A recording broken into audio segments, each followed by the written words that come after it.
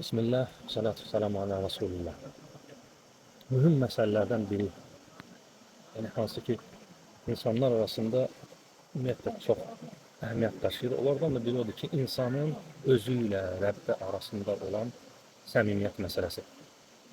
İnsan bu məsələni həll eləsə, yəni özü ilə Allah arasında olan səmimiyyət məsələsini həll eləsə, nə mənada həll eləsə, yəni ona önəm versə, ona daim önəm versə, yəni o məsələni göz qabağında saxlasa, Allahın izni ilə çox böyük mənəvi sıxıntılardan çıxacaq.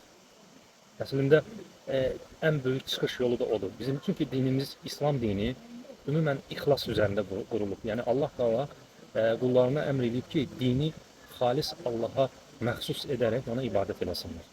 Yəni insanlığın mövcud olmasında əsas məqsəd ibadətdir və ibadətdə də əsas tələb, yəni Allahın əsas tələbi səmimiyyətdir, ixlas biz deyirik ona. O səninlə Allah arasında olan səmimiyyətindir.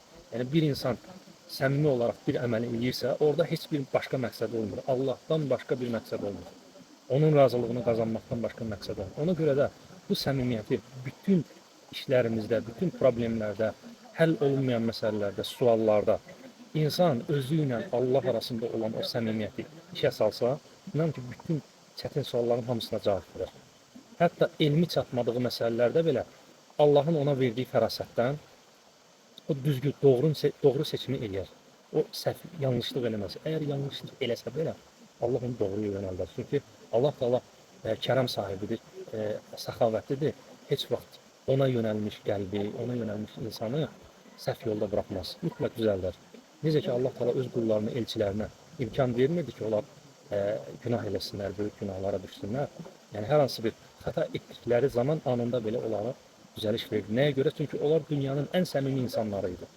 Və eləcə də bizlər əgər özümüzlə Allahla olan münasibətdə səmimiliyi qorusaq, onda inanın bütün başa düşmədiyimiz, cavabını bilmədiyimiz məsələlərdə belə düzgün seçim fərasətini, o bacarığı Allah bizə verəcək. Yəni bəzən qalarıq ki, 2 dənə, 3 dənə məsələlər, hansı düzdür, hansı qarışıq məsələlərdir.